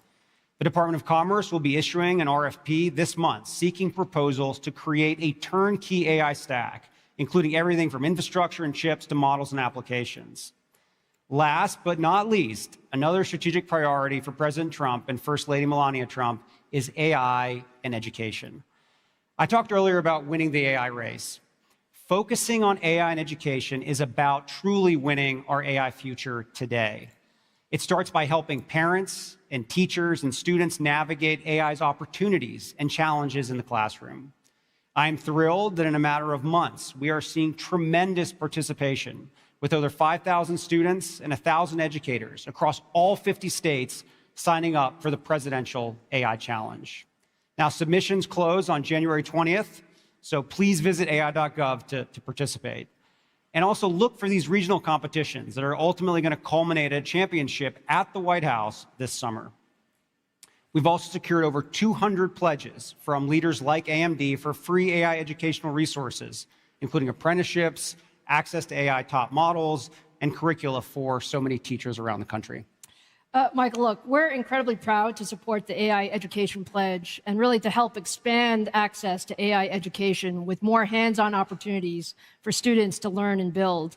That's why we've actually committed $150 million to programs that bring AI into more classrooms and communities across the country. We're investing in the next generation of AI research and talent. We're building research collaborations with more than 800 educational institutions around the world, including many of the top engineering and computer programs. And we're also committing to developing coursework to promote our open ecosystem. So we're offering free online AI courses to reach over 150,000 students this year. So, Michael, I want to say thank you for your leadership on this topic and the First Lady's leadership. I can tell you that it certainly is making a difference in galvanizing the industry. Now, before you go, I have a very fun thing for us to do. It is really a moment for us to highlight some really amazing work as a direct outcome of the AI Education Pledge. So, a little bit of background. We recently partnered with Hack Club on a nationwide AI and robotics campaign. More than 15,000 high school students signed up, with the top teams coming together in Silicon Valley last month for an in-person hackathon to bring their designs to life. It's actually incredible to see what these students were able to build in just one weekend. You can imagine it was a little bit competitive at this hackathon, and as part of the recognition, we invited the top 3 teams to be here at CES, right here in the front row, so they could experience the biggest tech event of the year firsthand, and we could congratulate them in person. So let's give them a big round of applause.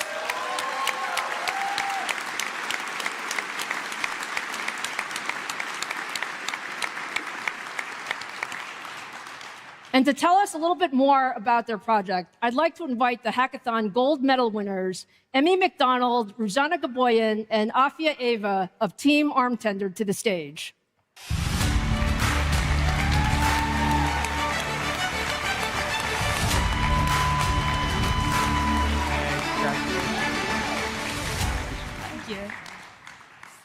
All right, you guys are amazing. Congratulations on the incredible work. Now, before you talk about the project, can you just share a little bit about yourselves? Like, where are you from and when did you start coding?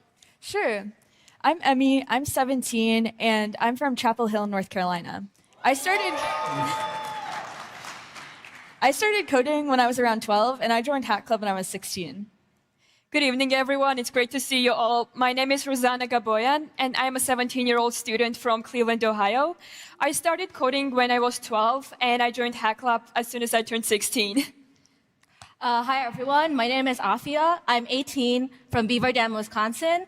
I started coding about 2 years ago through Hack Club. That is fantastic. Now, tell us a little bit about your project. Of course. Together with Rosanna and Afia, my Hack Club teammates, we built an AI robot barista. It's a robotic arm that autonomously serves beverages using a motorized wheel that spins to select a soft drink. We trained a single unified vision language model to multitask using the AMD Developer Cloud with MI300X GPUs. The robotic arm runs entirely on an AMD Ryzen AI laptop using 3 cameras. And we came to the hackathon with no previous AI training experience. Now, can you believe that? No previous AI training experience, and this is what they did?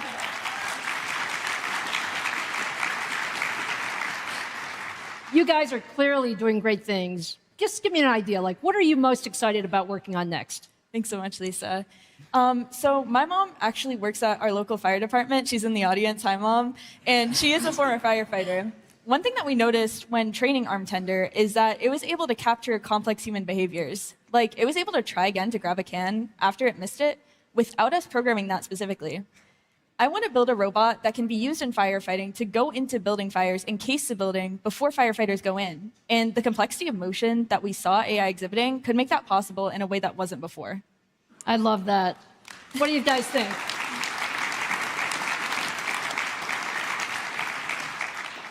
Well, look, we are all about encouraging and inspiring young people to pursue their dreams. And tonight, we actually have a special surprise for you guys. So AMD is awarding each of you a $20,000 educational grant to invest in your future as innovators to help you keep building. Thank you so much. Thank you so much. Look, you guys are just a great example of what the AI Education Pledge is all about, because what you've created, it's clear that there's so much we can do. So congratulations to all of you. And Michael, thank you for being here and really helping bridge all of this together. We appreciate everything you're doing for the country and for the industry. Thank you so much. Thank you, guys. Congratulations.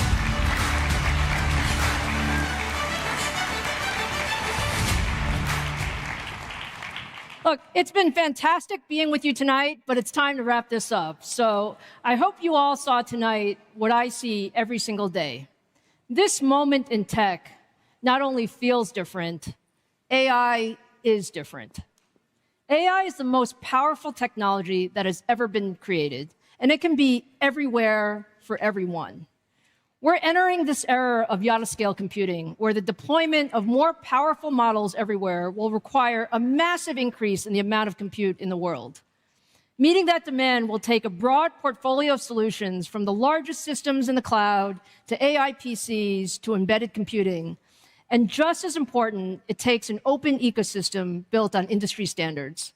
That's what you saw on stage tonight. We wanted to bring you the entire spectrum, from amazing technology to deep co-innovation with industry leaders across the ecosystem, to very strong public-private partnerships.